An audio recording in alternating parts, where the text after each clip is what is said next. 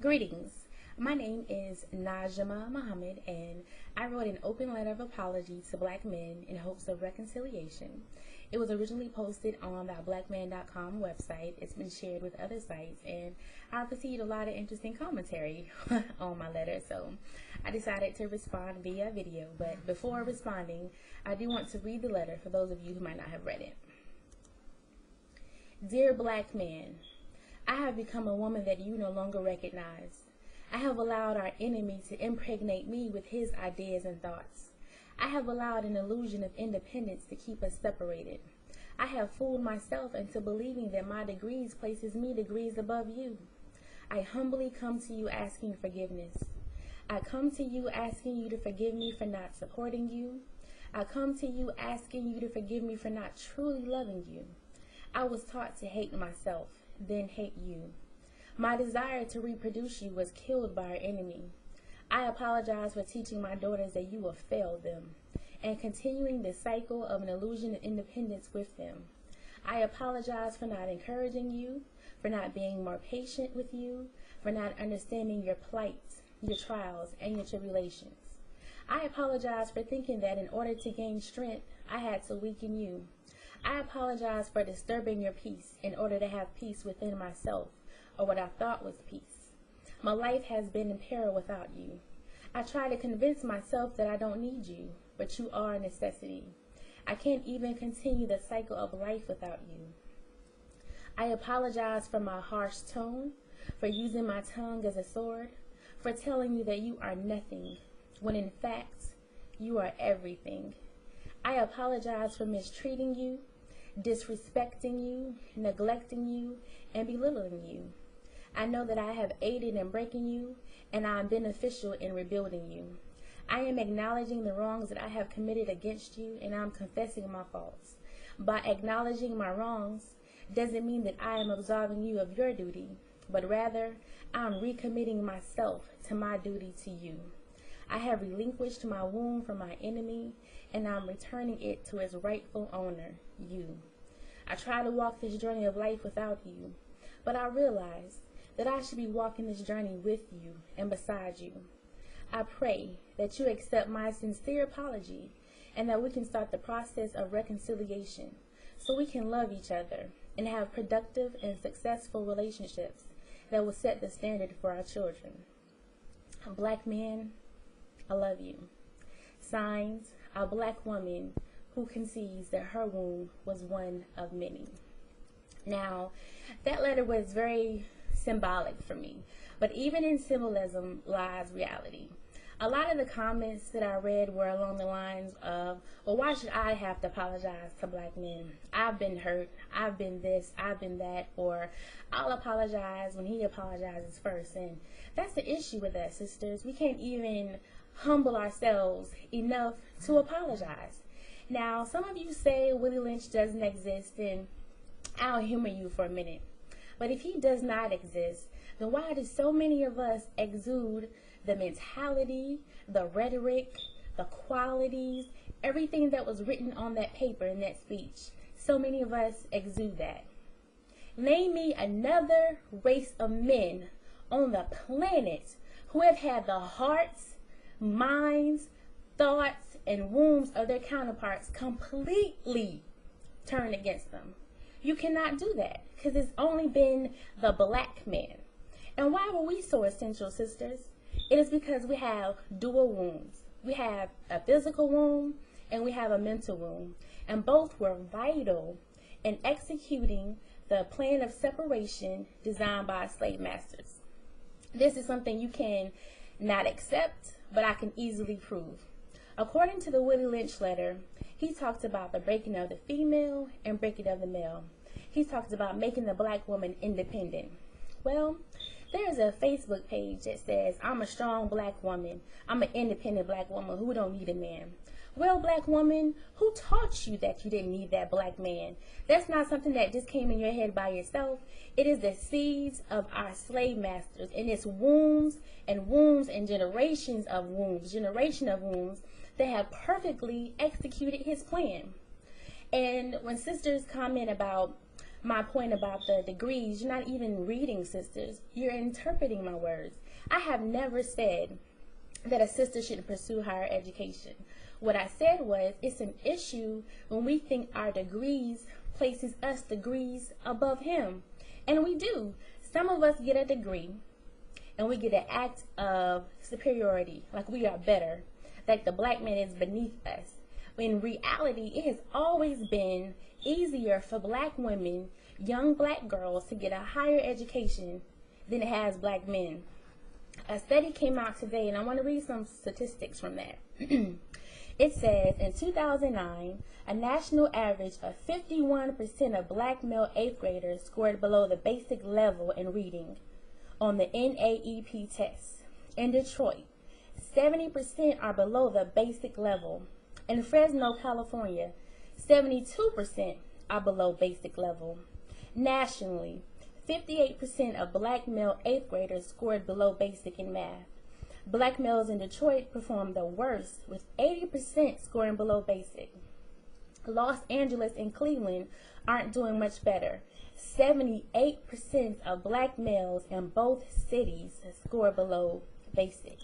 There's the math right there. Our girls are rapidly excelling in school, where our boys can barely make it out of 8th grade math in high school. We don't see the issue with that. We don't see how the black male child has been broken. We don't see how we have aided in breaking him. We have committed treason with our wounds, sisters. We have allowed our slave master to sow his seeds of dissension, and we have cultivated his seeds through our children, through our wounds, through our mentality, through our mindset, and we think we don't have to apologize for that. Let's think about the condition of the black man right now. This man, black man, is trying to function in a world that is designed to emasculate him, to castrate him, to break him down, and is determined to make sure he is never successful. On top of that, he is trying his hardest to get his woman out of the arms of another man. This other man has fed her, he has clothed her, he has miseducated her, he has told her that you don't need that man. Whatever you need, I can give it to you. Now, why would our enemy do that, sisters? Not because he loves you that much, but because he hates the black man. And he's causing you to hate the black man. We are so arrogant, we are so in denial, we are so wrapped up in our pain and our hurt that we've become blinded to the pain that we've bestowed on the brothers. And for that, we still don't think we owe them an apology. We have betrayed them with our wounds. At the end of the letter, I say, I have relinquished my wound for my enemy. That means I relinquished my mind. I no longer refuse to reproduce him. I no longer want to reproduce his thoughts, his agenda. I'm not going to become his platform. When I open my mouth, you won't hear his rhetoric because I'm all about black love.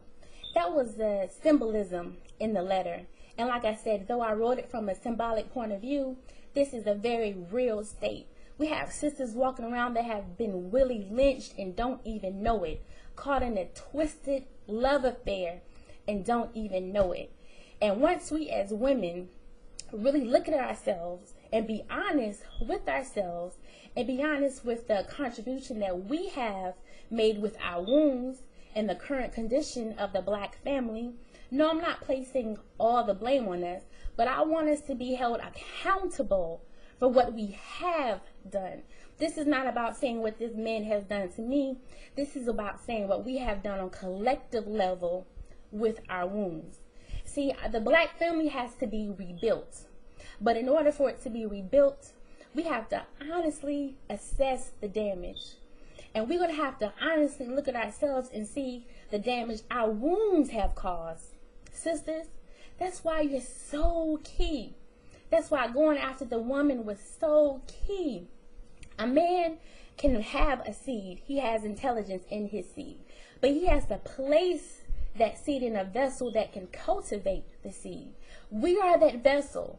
But the seed we have been cultivating is that of our slave masters. And again, we can't humble ourselves and apologize for that until we as women are honest with ourselves, until we desire to be reformed, retaught, until we desire to stop loving the one who tore us apart and start loving ourselves, loving our black men, and rebuilding our community. It is our children that will continue to suffer. It is our children that will be a product of broken marriages, broken homes. It is our children that we form and fashion in our bitterness because we don't know how to heal from relationships. We're not choosing wisely. The problem is that we want men to be held accountable for everything, even the choices that we made, even for the men that we allowed inside our bodies, inside our wombs. We don't want to hold anything with us, and that is simply not fair. So, sisters, we need to humble ourselves, look at ourselves, and really apologize to these brothers, because with our wounds, we have betrayed them. With our wounds, we have held people captive.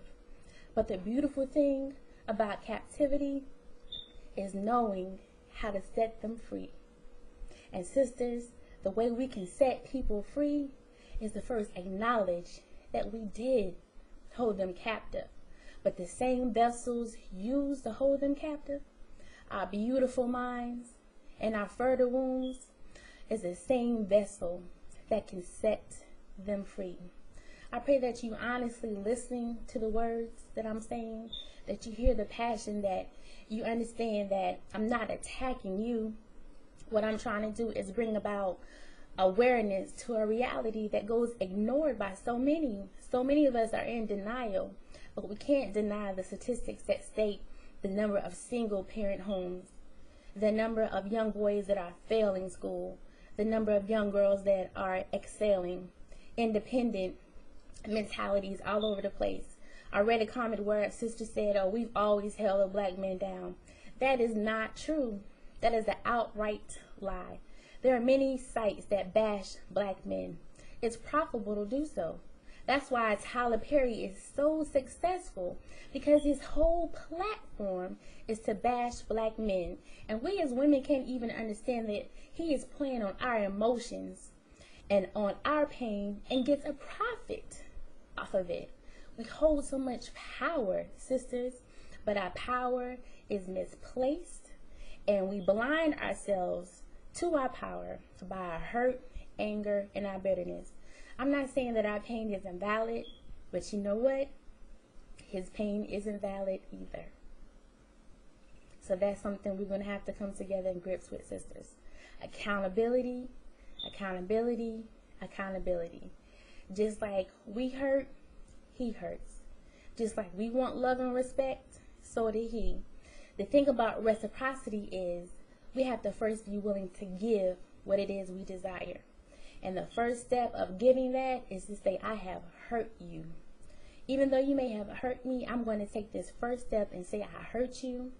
I apologize. Let's move forward. Until we as women on a collective level do so, again, it is our children that will continue to suffer. Thank you for listening to me. Peace.